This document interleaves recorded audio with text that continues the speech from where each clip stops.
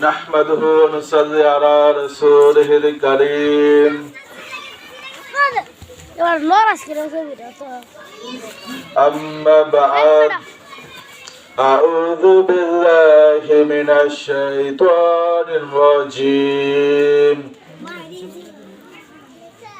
بسم الله الرحمن الرحيم إن الله وملائكته يصلون على النبي يا أيها الذين آمنوا صلوا عليه وسلموا تسليما صلى الله على محمد صلى الله عليه وسلم صلى الله على محمد সবাই বলুন লা ইলাহা ইল্লাল্লাহ লা ইলাহা ইল্লাল্লাহ লা ইলাহা ইল্লাল্লাহ লা ইলাহা ইল্লাল্লাহ লা ইলাহা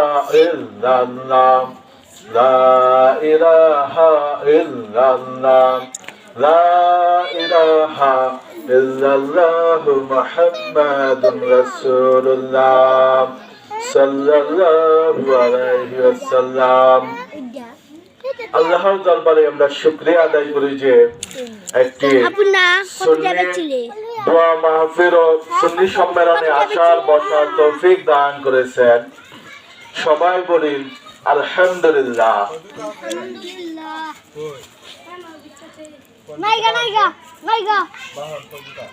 সকল প্রশংসাকার আল্লাহর জন্য। কেন?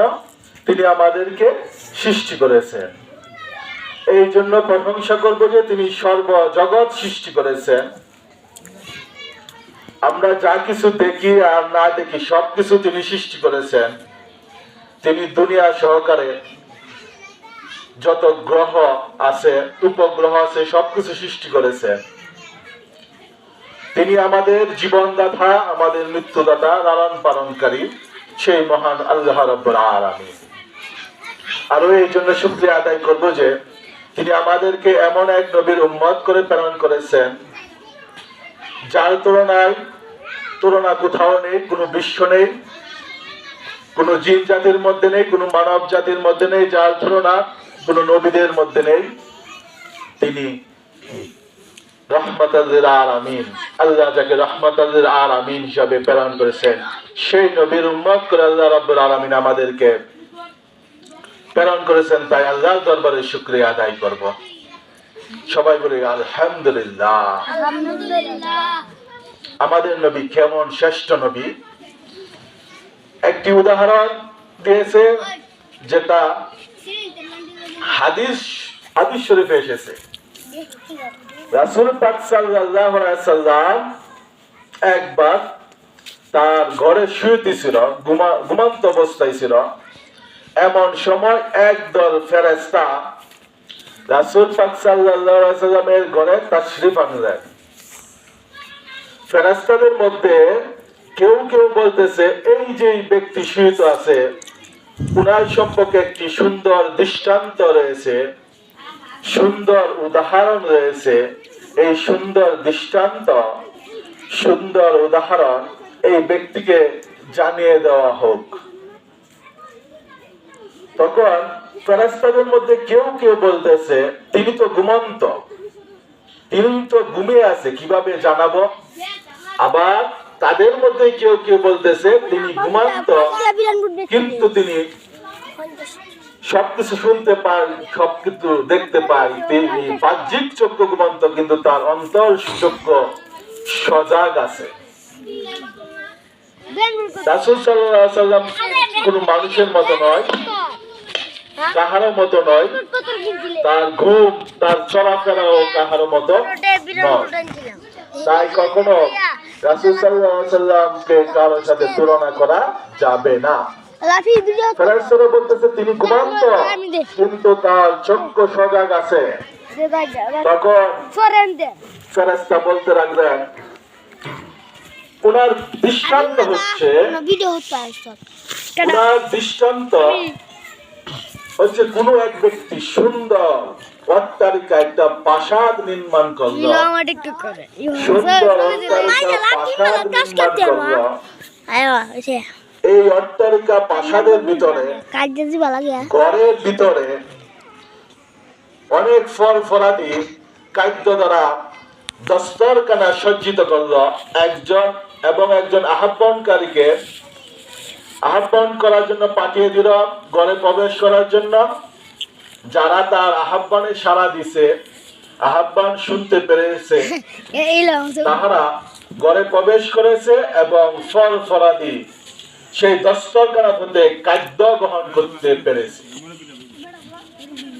তখন কেউ কেউ ফেরেশতাদের মধ্যে কেউ বললেন, এই যে দৃষ্টান্ত, এই দৃষ্টান্তের বিস্তারিত ব্যাখ্যা কি? তাকে জানিয়ে দেওয়া হোক।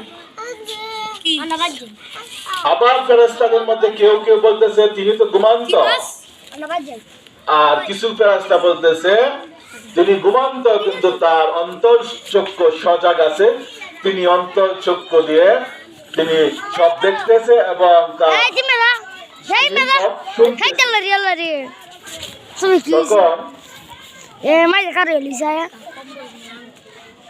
তখন ফেরেশতাদের মধ্যে বলতে লাগলেন, এই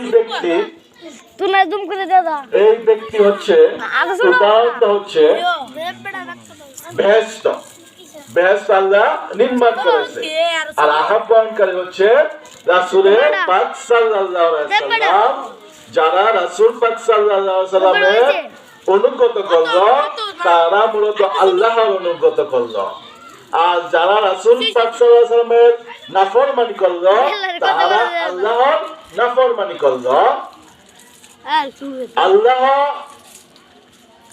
এবং রাসূল সাল্লাল্লাহু আলাইহি ওয়াসাল্লামকে যারা পার্থক্য করবে তাহারা হচ্ছে কাফের, তাহারা হয়ে যাবে কি কাফের। ঈমানের মানদণ্ড হচ্ছে রাসূলের পাক সাল্লাল্লাহু আলাইহি ওয়াসাল্লাম।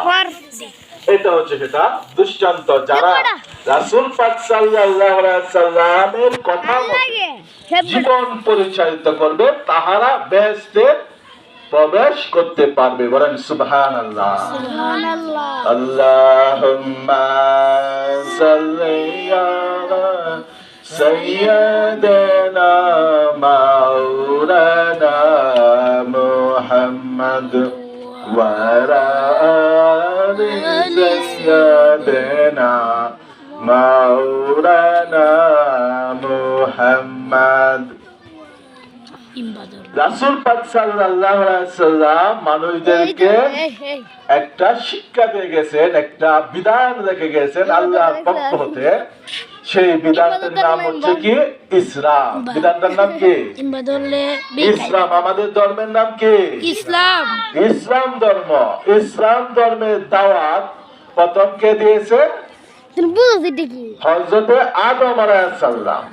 যখন যে বিধান আল্লাহ যখন যে বিষয়ে সওয়াব দিতে চায় সেটাই আল্লাহ সওয়াব দিতে পারে না।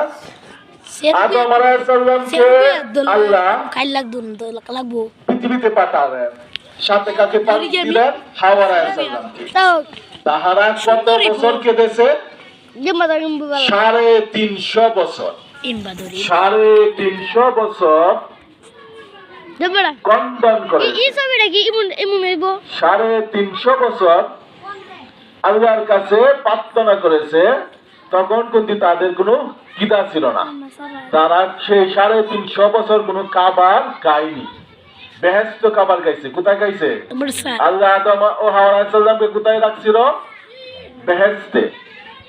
বেহেশতে শয়তানের প্রলোভনের কারণে তারা এই দুনিয়াতে আল্লাহ প্রেরণ করেছে। শয়তানের কারণে আদম ও হাওয়া আলাইহিস সালাম আল্লাহর একটা কথা, হুকুম, নির্দেশ অমান্য করেছিল। এই নির্দেশ অমান্য করার কারণে আল্লাহ দুনিয়াতে প্রেরণ করেছে। মূলত আল্লাহ আদম এবং হাওয়া আলাইহিস সালামকে আদম জাতকে পৃথিবীতে প্রেরণ করার জন্য সৃষ্টি করেছে, বেহেশতে রাখার জন্য সৃষ্টি করে নাই। বেহেশতে আদম জাতকে, আদমদেরকে, আমাদেরকে বেহেশতে দিবে। আমাদের বাড়ি কোথায়? বেহেশত। আমরা কোথায় হতে এসেছি? বেহেশত হতে। আমাদের আদি পিতা মাতা কোথায় বসবাস করতো? বেহেশতে। আমরা এই পৃথিবীতে আসার পূর্বে একটা জগতে বসবাস করতাম। সেই জগৎটার নাম কি? আরমে আরওয়া, রুহের জগৎ। আদম এবং হাওয়া আলাইহিস সালাম বেহেশতে বসবাস করতো সরাসরি, আর আমরা বসবাস করতাম আরমে আরওয়া, রুহের জগতে। এই রুহের জগৎ হতে পিতা মাতার মাধ্যমে আমরা এসেছি আরমে দুনিয়া, দুনিয়ার জগৎ। আমরা দুনিয়ার জগতে অবস্থান করিতেছি। আদম এবং হাওয়া যখন দুনিয়াতে অবস্থান করতেছিল, 350 বছর পরে তাদেরকে আল্লাহ মাফ করে দিয়েছে। কিসের কারণে? কোন নামের কারণে? একটি নাম, সেই নামটি হচ্ছে আদম। এবং আদম আলাইহিস সালাম যখন আল্লাহকে বললেন, হে আল্লাহ, বেহেশতে যে গেটের মধ্যে দেখলাম একটা কালিমা, সেই কালিমা হচ্ছে কালিমায়ে তাইবা, লা ইলাহা ইল্লাল্লাহু মুহাম্মাদুর রাসূলুল্লাহ সাল্লাল্লাহু আলা মুহাম্মাদ সাল্লাল্লাহু আলাইহি ওয়াসাল্লাম সাল্লাল্লাহু আলা মুহাম্মাদ। এই কালিমায়ে তাইবা হচ্ছে সেই যে নামটা, তোমার নামের সাথে যে নামটা, সেই নামের উসিলা ক্ষমা করো। তখন আল্লাহ আদম এবং হাওয়া আলাইহিস সালামকে ক্ষমা করে দিয়েছে। ক্ষমা করে দেওয়ার পরে খাবারের প্রয়োজন না পৃথিবীতে। মানুষ বাঁচার জন্য কি প্রয়োজন? খাদ্য। এই দেহের ভিতরে কি আছে? আত্মা। আত্মা দেহের মধ্যে টিকে থাকার জন্য খাদ্যের প্রয়োজন। খাদ্যের প্রয়োজন। কিসের প্রয়োজন? খাদ্যের প্রয়োজন। খাদ্য ছাড়া শরীর সুস্থ থাকে না। এই খাদ্য কি ধরনের খাদ্য খেতে হবে? হালাল খাদ্য খেতে হবে। কি ধরনের খাদ্য? হালাল খাদ্য। হারাম খাদ্য খাওয়া যাবে না। হারাম খাদ্য খাওয়া যাবে না। আল্লাহ যে খাদ্য নিষেধ করেছে সেই খাদ্য খাওয়া যাবে না। সেই খাদ্য কি? হারাম খাদ্য। আবার হালাল খাদ্য কখনো কখনো কোনো মানুষের জন্য হারাম হয়ে যায়। যেমন অমুকের গাছের নিচে একটা আম পড়ে আছে, কি আছে? আম পড়ে আছে। তোমরা আমটা নিলা। এটা কি আমটা কি তোমার কাছে? এই পুকুরে মাছ বাসা আছে, তুমি মাছ নিয়ে আসলা, এটা কি? হারাম খাদ্য। কারণ পুকুরটা তো তোমার না, মাছ তো তোমার না। মাছ পড়ে থাকো, কেন মাছ আনবা? আরেকজনের কাছে বড় হয়েছে, তুমি এটাতে বড়ই পারতেছো, এটা কি? হারাম খাদ্য। তোমারে দাওয়াত দিছে না, তুমি কি দাওয়াত মেহমানি খাইতেছো, এটা হারাম খাদ্য। তোমারে দাওয়াত দিছে একজন, কয়জন? একজন। তোমার নাতি দেখো তোমার ছোট সন্তান নিছ, এই যে তোমার একজনের দাওয়াতের সাথে তুমি আরো 3 জন নিয়ে গেছ। এই যে 3 জন নিয়ে গেছ, সেটা হচ্ছে এই 3 জন নিয়ে খাওয়াইতেছো, এটা হচ্ছে হারাম হয়ে যাবে। তাই দেহকে কি? হারাম খাদ্য দিতে হবে। একজনের দাওয়াত দিলে যাইবা কয়জনে? একজনে আমাদেরকে যাইতে হবে। বেশি যাওয়া যাবে না, কম যাওয়া যাবে, কিন্তু বেশি যাওয়া যাবে না। আদম এবং হাওয়া আলাইহিস সালামের এই পৃথিবীতে বসবাসের জন্য খাদ্যের প্রয়োজন না।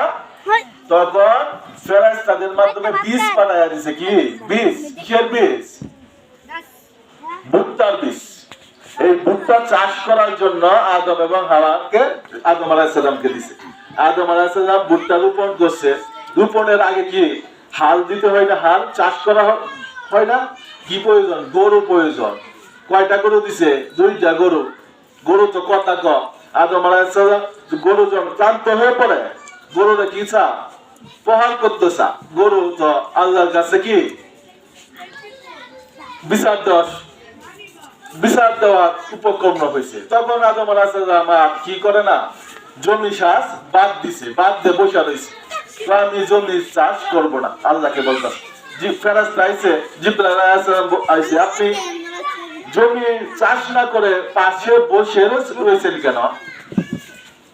তখন বলতেছে, এই যে আমি একটা অপরাধের কারণে বেহেশত হইতে বাহির হয়েছি, আর অপরাধ করতে চাই না। মানুষ যখন অপরাধ করে আর এই অপরাধের ক্ষমা যদি আল্লাহর কাছে চাই, আল্লাহ ক্ষমা করে দিবে। কিন্তু জেনে শুনে অপরাধ করা যাবে না। যাবে? জেনে শুনে অপরাধ করা যাবে না। এই তখন আল্লাহ এই যে গরু জবান বন্ধ করে দিয়েছে।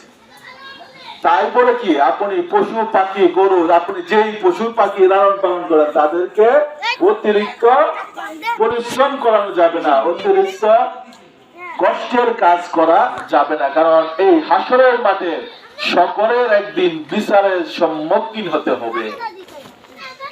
সকল পশু পাখি যা কিছু আছে পৃথিবীতে, যা কিছু সৃষ্টি হয়েছে, সকল কিছু হাসরের মাঠে উঠবে। সকল কিছু, সকল জীবের বিচারের পরে মানুষ এবং জিন ব্যতীত সকল জীবকে বলবে তোমরা মাটি হয়ে যাও। সবাই যার যার মাটি হয়ে যাবে। একটা বকরি, দুইটা বকরি যদি ঝগড়া লাগে পৃথিবীতে, একটা বকরি যদি বেশি আরেকটা বকরিকে বেশি প্রহার করে, হাসরের মাঠে তাকে সেই বদলা দেওয়া হবে। তারপর বলবে তোমরা মাটি হয়ে যাও। কিন্তু মানুষ এবং জিন জাতির জন্য রেখেছে কয়টা স্থান? দুইটা স্থান, জান্নাত, জাহান্নাম। আমাদের আদি পিতা মাতার বনস্থান ছিল জান্নাতে, আমাদের বনস্থান জান্নাতে। জান্নাত হতে এসেছি আরামে, আরো হতে এসেছি দুনিয়াতে। এই দুনিয়াতে আমরা যদি আমাদের সঠিক বনস্থানে যেতে পারি তবে আমাদের জীবন সফলমণ্ডিত। ভবিষ্যৎ জীবন তখন আমাদের সফলমণ্ডিত হবে। মানুষ অনেকে বলে আমাদের ভবিষ্যতের প্রয়োজন আছে, তাই কি করি আমরা বেশি করে সুদ খাইতাছি, ঘুষ খাইতাছি, পরের টাকা অপহরণ করতেছি মনে মনে। ভবিষ্যতের দরকার আছে না? ভবিষ্যৎ কি? ভবিষ্যৎ তো বেহেশত। বেহেশত গিয়ে পৌঁছতে পারলে আমাদের ভবিষ্যৎ সফলমণ্ডিত। বেহেশত পৌঁছার জন্য কি প্রয়োজন? রাস্তায় রাস্তায় টাকার দরকার না? টাকা একটা দোকানে গেলে কিছু চাইলে তো টাকা লাগে, যে কোনো মসজিদ তৈরি করলে তো টাকা লাগে, মাদ্রাসা তৈরি করলে টাকা লাগে, রাস্তাঘাট তৈরি করলে কি লাগে? টাকা লাগে। টাকা কি কাগজ? কাগজের দেখি মূল্য আছে। এটা আমাদের দেশের নাম টাকা, কিন্তু ইন্ডিয়া আমাদের পার্শ্ববর্তী দেশ, এই দেশের নাম কি? টাকার নাম তো টাকা না, এটার নাম হলো রুপি। আবার সৌদি আরব নাম কি? দিনার, দিরহাম। এমন এমন বিভিন্ন দেশে টাকার নাম, এগুলো হচ্ছে মুদ্রা। মুদ্রা বিভিন্ন দেশের মুদ্রার নাম বিভিন্ন রকম। আর পরকালের মুদ্রার নাম হচ্ছে ন্যাক। কি পরকালের টাকার নাম? কি? ন্যাক। এই ন্যাকটা হতে হবে ইমানের সহিত। কারণ ওয়াসল টাকার কি দাম আছে? ওয়াসল টাকা নিয়ে কি পুলিশে কি করবো? গ্রেফতার করবো না?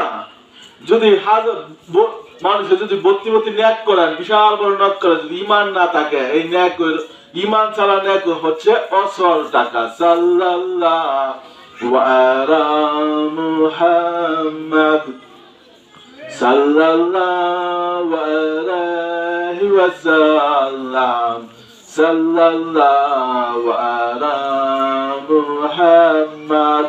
যা বলছিলাম, কি বলছিলাম? আদম আলাইহিস সালাম ভুট্টা চাষ করলেন, রুটি তৈরি করলেন।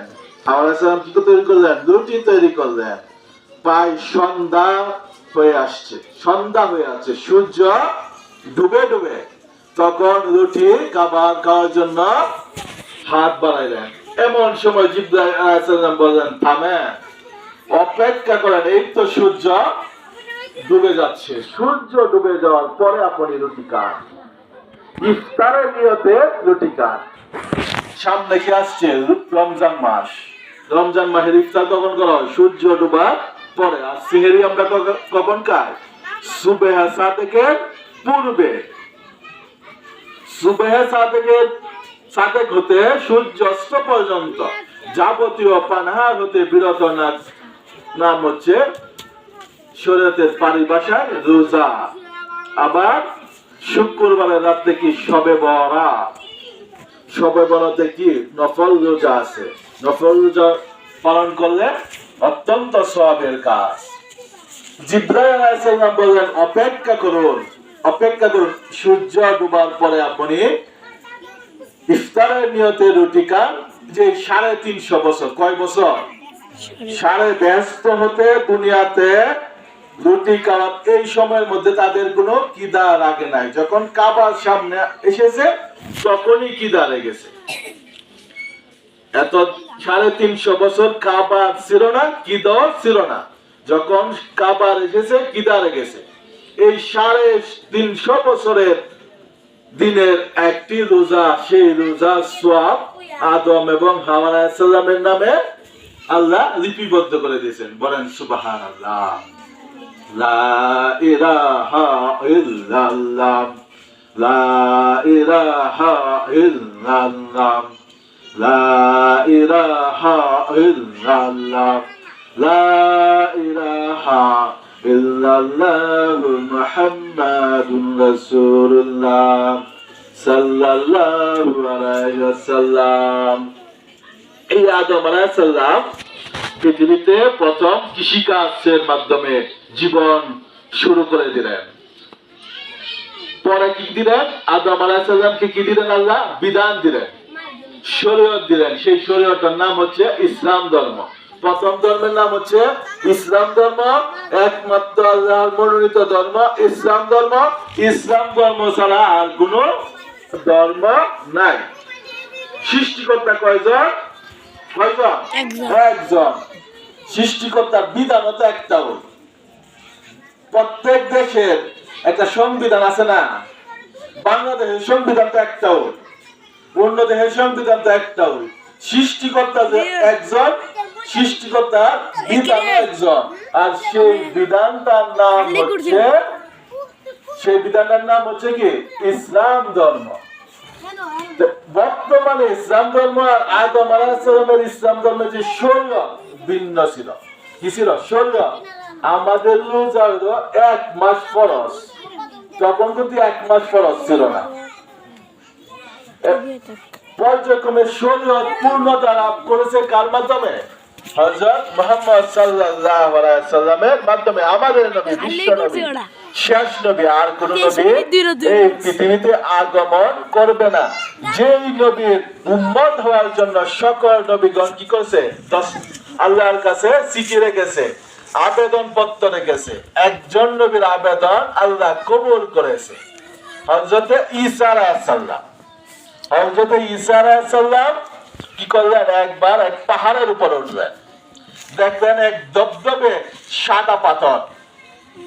এই সাদা পাথর দেখে ঈসা আলাইহিস সালাম অবাক হয়ে গেলেন, বললেন এই যে সুন্দর পাথর, কি সুবহানাল্লাহ, কত সুন্দর পাথর। আল্লাহ বললেন এই পাথর দেখে তুমি অবাক হইতেছ, তুমি পাথরকে আঘাত করো। পাথরকে আঘাত করার পরে পাথর হতে, পাথরের ভিতরে দেখলেন একজন বুজুর্গ ব্যক্তি আল্লাহ তাসবিহ পড়তেছে, আল্লাহর ইবাদত করতেছে।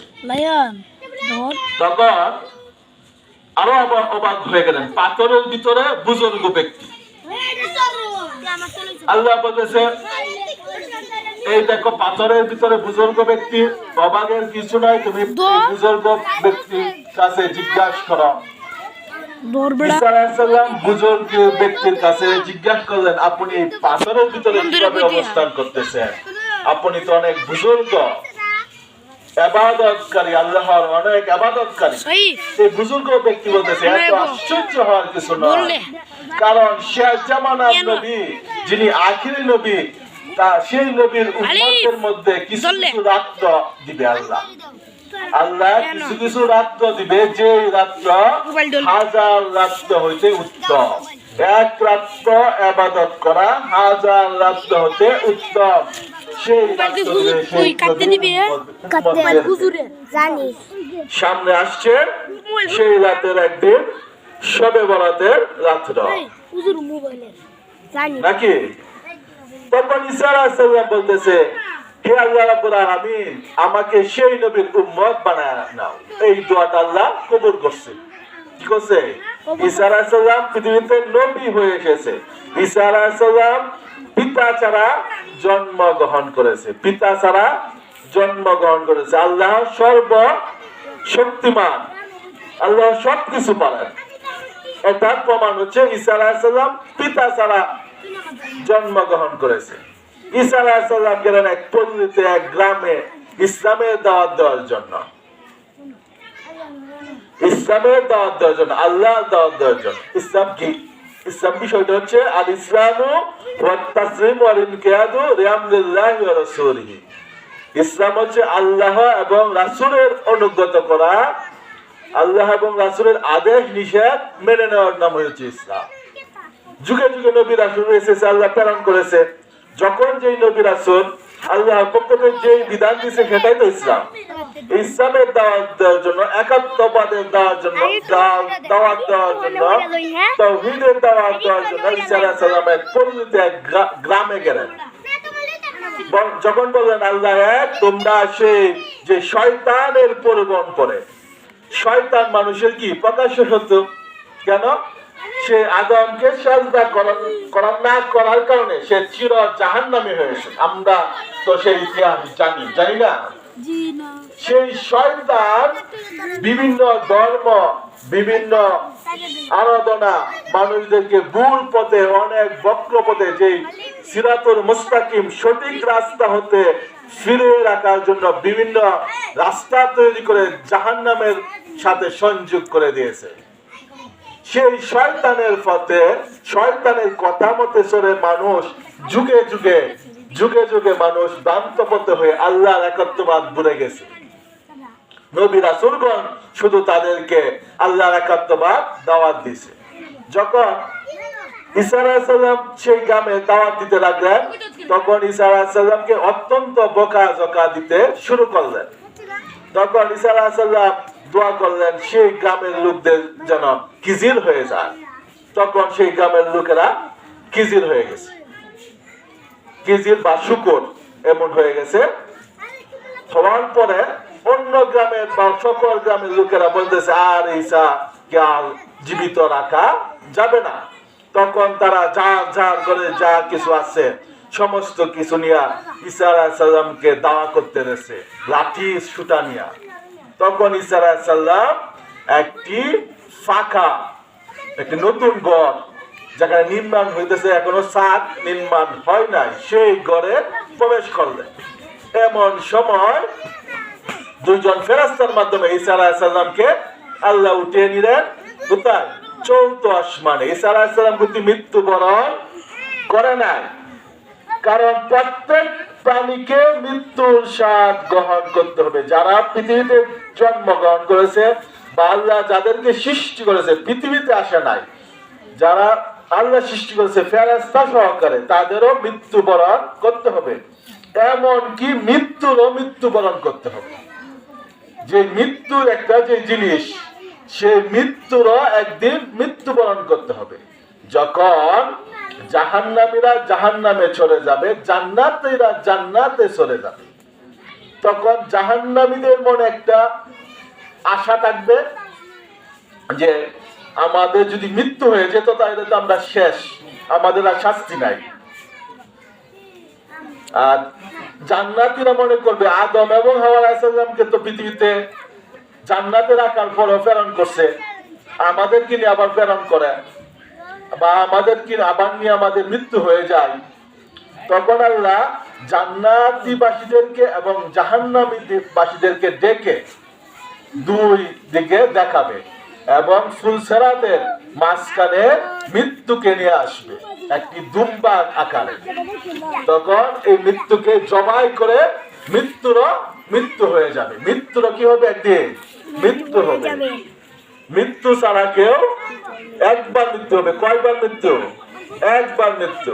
আল্লাহ মানুষদেরকে বলছে আমি এক মৃত্যু দিব। আবার মানুষদেরকে কোথায় সৃষ্টি করেছে? মাটির থেকে সৃষ্টি করেছে।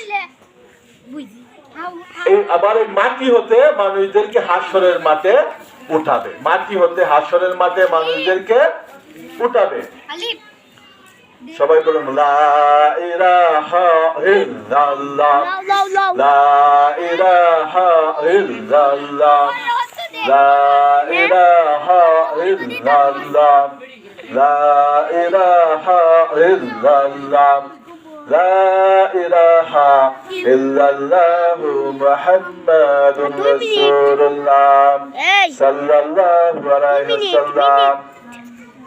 ঈসা আলাইহিস সালামের যখন মৃত্যু হয় না, কোথায় গেছে ঈসা আলাইহিস সালামকে?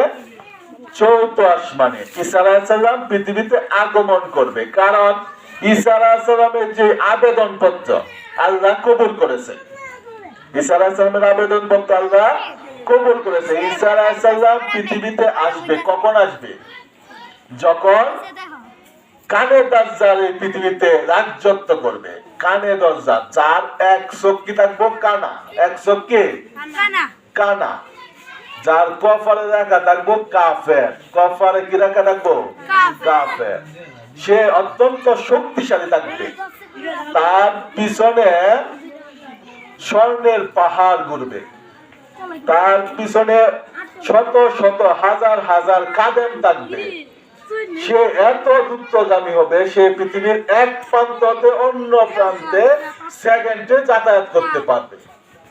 সেকেন্ডে যাতায়াত করতে পারবে। এই যে কানের দরজা, কানের দরজার মানুষদেরকে সে কি ঈমান হারা করতে থাকবে। ঈমানদারদেরকে যারা দুর্বল ঈমানদার তাদেরকে ঈমান হারা করতে থাকবে। এবং কাফেরদের থেকে তো এরা তো কাফেরও, ঈমান হারায় নেই। এই কানে দরজার মানুষদেরকে যখন গুমরাহ করতে থাকবে, পরিস্থিতি যখন অত্যন্ত খারাপ হয়ে যাবে, তখন একজন নেতা থাকবে। এই নেতার নাম কি? ইমাম মাহদী আলাইহিস সালাম। ইমাম মাহদী আলাইহিস সালাম হচ্ছে